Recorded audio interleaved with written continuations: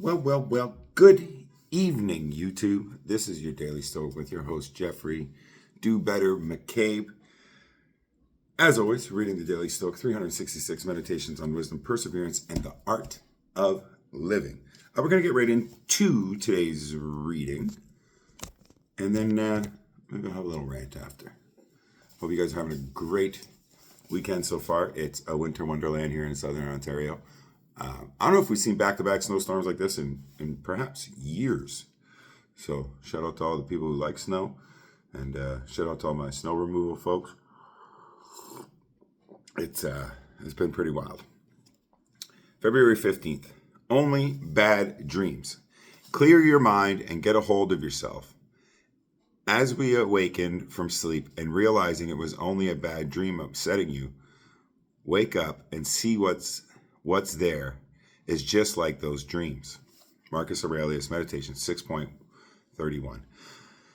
The author Raymond Chandler was describing most of us when he wrote in a letter to his publisher.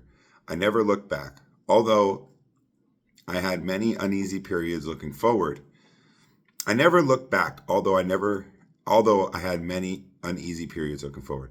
Thomas Jefferson once joked in a letter to John Adams. I feel like I fucked up. I messed up the punctuation there all over the place. Anyways, how much pain have cost us the evils? What? How much pain have cost us the evils which have never happened? And Seneca would put it best. There is nothing so certain in our fears that's not yet more certain in the fact that most of what we dread comes nothing. Many of the things that upset us, the Stoics believed, are a product of the imagination, not reality. Like dreams, they are vivid and realistic at the time, but preposterous once we come out of it. In a dream, we never stop to think and say, does this make any sense? No, we go along with it. The same goes with our flights of anger or fear of the other extreme emotions. Getting upset is like continuing the dream while you're awake. The thing that provoked you wasn't real, but your actions were. And so from the fake comes real consequences, which is why you need to wake up right now instead of creating a nightmare. My apologies. It seemed like I couldn't barely read. This brought up two things. Last night I actually dreamt of my good friend Jennifer Lees Edgley, who passed away. It'll be coming up on 2 years this April. It was one of the, I don't know if you've ever had dreams of someone who's passed. It always feels like, oh, they visited me, whatever that is, right? You know the feeling. I would assume. I've talked to a lot of people who've had dreams of people who have passed, but I had a dream of my good friend. But it was one of those dreams where, like, in the dream, as I'm talking to her, it was super vivid and real. But I knew she was dead. But in the dream, I kept wanting to tell her. But it was like something was telling me I wasn't allowed to tell her. And I remember I woke up this morning, I was like, whoa, man. Right? It's one thing to, like, have a dream about somebody who's passed, but then, like, in the dream to be aware that they're passed. But, like, it was super, super, I was emotional this morning when I woke up. Yeah, sometimes we imagine the worst case scenarios, and in reality, it's not that bad. I've done that a lot in my life with things. I've always tend to put things off, and like in a very odd way. I would say most of my life I'm very outgoing. I can deal with anything. Anytime I got to call and arrange a meeting, or call and talk to a customer service, or I've never been one to shy away. I'm an outgoing person, but for some reason in certain aspects of my life I put things off, and it's this weird fear. I'll give you an example. My first job. I worked in construction. I was doing basement insulation, and you had to get a GST number. We were essentially all contractors, like self-employed. When I signed up, I had to get the GST number. I just got the number. I didn't get like a business name and all that. I essentially just got the GST number so I could report my income and pay your taxes that way. But I clicked, I think, report quarterly, and I got a letter. I didn't do it, I don't think, the first quarter or whatever. And I remember getting a letter. I was like, oh, I don't know how to do this, so I didn't do it. And then I think within the first year, they sent me a letter. You owe us $40,000 or something. I was like, what? And I put it off. I'm talking for years. I stopped doing that job, and I was getting letters. You owe us hundreds of thousands of dollars, like all this. And I put it off, and only because I didn't really know how to do it, so I put it off. And this weird like fear of getting stuff. It's not fear of getting stuff done. It was like the fear of nobody. So I imagined that I owe them hundreds of thousands of dollars. I'm not going to ever do it. But it would eat away at me. I didn't file my taxes after that for a while. I don't remember exactly how long it took. I was like 17 when I got this GST number. Now, I had resources. The person I was working with, a family member of mine, I could have easily asked them for help. I had numerous people I could have asked for help. I could have called and asked for help. I could have just gotten it done. But in my mind, I owed them all this money, and I didn't know how to deal with it. Years later, I ended up having to deal with it. And I remember calling the lady at Canada Revenue, and we went through it. And she explained to me that when you do that, when you do that and you don't file, they assume you made so much money, and then they just sort of imply that you owe them this money based on what they're assuming you made. But until you file, you won't know. They actually owed me money because I'd made under, I think it was at the point, was $30,000 a year, whatever, doing this job. And they actually owed me money. But in my mind, I had owed them, tens of thousands of dollars. I don't think it was in the hundreds, but it just goes to show, like, I imagined the worst. I avoided it. I was scared of it. It turns out they owed me money. And when I was done, when I got done with it, I felt a lot better. And I was like, that was dumb. I was so scared of nothing. But I've struggled with weird little things like that my entire life, even now.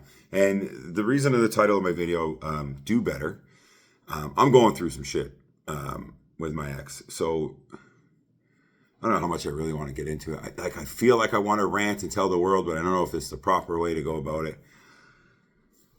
Long story short, after, I guess it would be 4 years, so after 3 years of us being separated, she served me with court paperwork. The court paperwork was filled with, a certain amount of lies from where I'm sitting. And I felt it was completely unnecessary and BS. Now, same thing. I don't like the paperwork. I don't like the family court. I'm not super technically sound. I've never owned a computer. I get very overwhelmed, especially if there's emotions attached to it. My ex knows this. So anyway, serve the court paperwork. I don't do the paperwork. I finally get the paperwork, and last minute, I kind of don't do the paperwork. We've been battling. And every time it comes up, it creates a rift between me and my children's mom. It creates a lot of issues. So essentially we go, I guess, in October, and the judge is like, why haven't you done your paperwork? And this is true. I was like, well, I've been told we're going to mediate. And the other side's lawyer, who's a new lawyer, I don't know how much I should really get into this. I feel like I need to let it out, but I feel like I shouldn't. Long story short,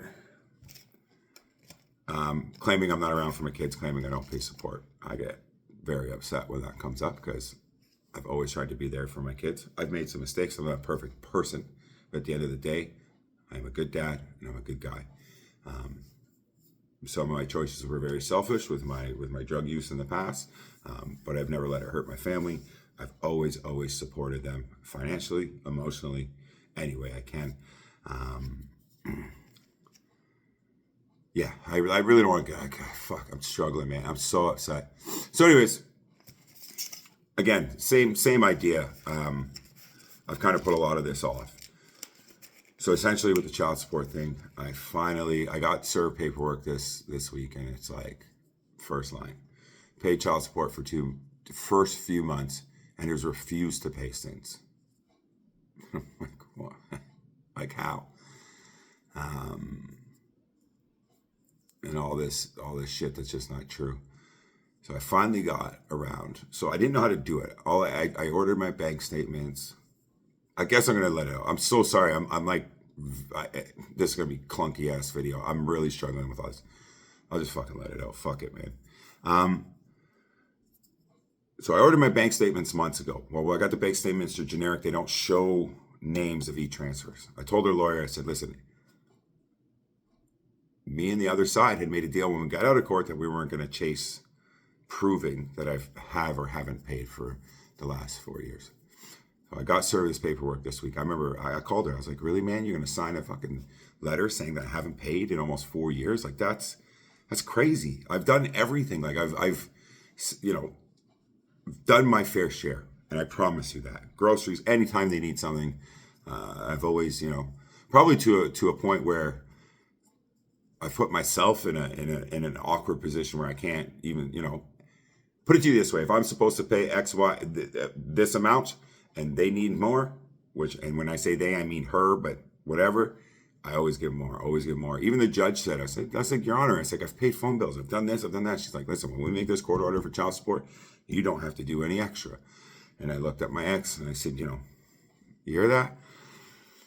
So anyways, all that to say, so I didn't know how to do it. I would go to my emails. I have hundreds and hundreds of emails. I would send a couple, try to screenshot, yada, yada, yada. Fast forward. I know I'm rambling for no reason. Maybe nobody gives a shit.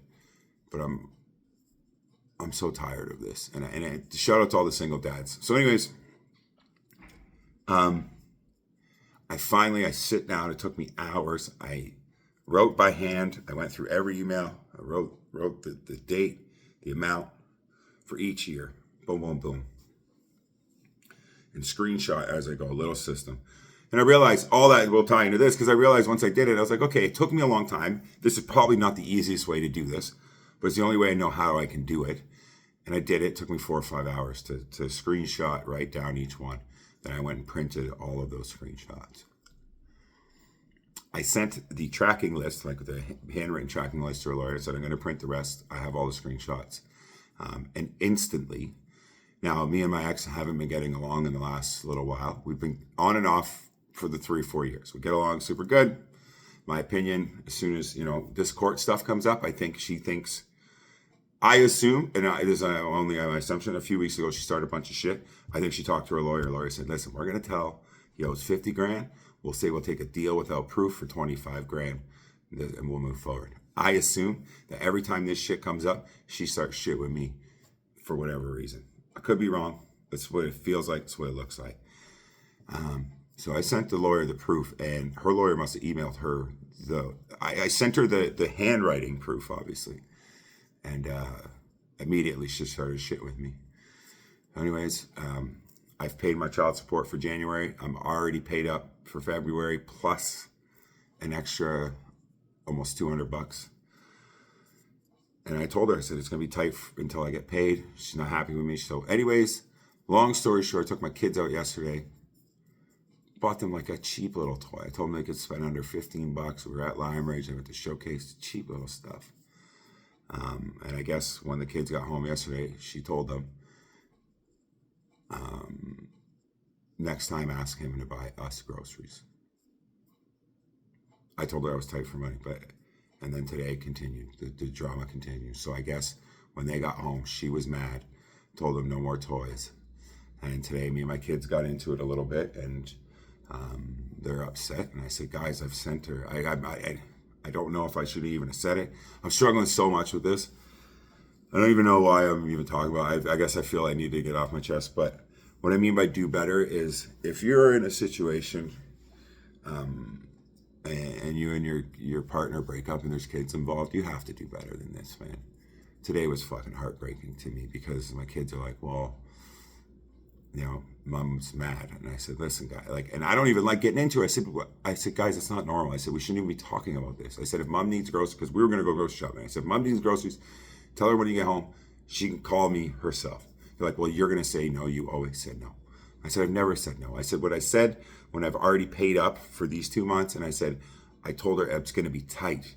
Like I spent under $30 on 3 kids for the little toys. Doesn't mean, I went out and spent hundreds of dollars. I didn't buy video games. My kids don't have a ton of stuff. They're very appreciative of the little things that we do get, right? And it just fucking broke my heart that they went home last night after we had a decent night out. Nothing crazy. Like I said, I'm not like braggalicious here. Do better, man. Don't do this shit to the kids. And I probably said too much already, but yeah, today was, and they all got upset with me. They wanted to go home. It's been a rough couple months, but parent alienation's a thing, and I don't know how to combat it. I didn't say anything negative. I didn't like freak out. I wasn't angry, but I just said, guys, this isn't right. You shouldn't even. I said we shouldn't be even having this conversation, because I was like, they wanted me to like buy stuff and bring it to their house right now. I said, no, I don't know what you need. Tell mom to get a hold of me. And they're like, well, and they got upset. And they're like, I want to go home. And I'm telling you, man, it's the hardest thing I've been through. My heart breaks for my kids, and we have to do better. I feel like I'm failing as a person. So sorry for ranting and raving. Maybe it's not appropriate. I understand. I don't have a ton of people to talk to about it, and sometimes I just got to let it out. But if you're dealing with, first of all, anybody who's dealing with exes, whether it's single moms, single dads, or whatever, really put the kids first. There's a lot of people who say they put the kids first and they don't. Like, really put the kids first.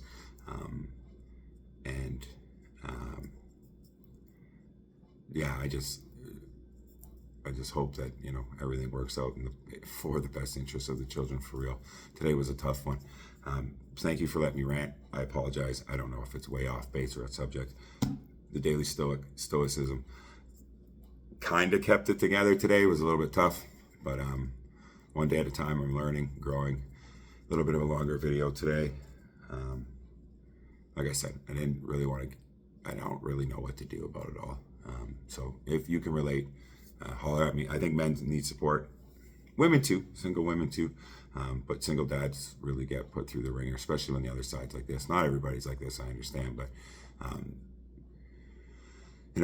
I'm happy, and not to always bring up the sober thing, but I'm happy that I'm sober. I'm happy that I didn't run to go use drugs or drink or throw my life away.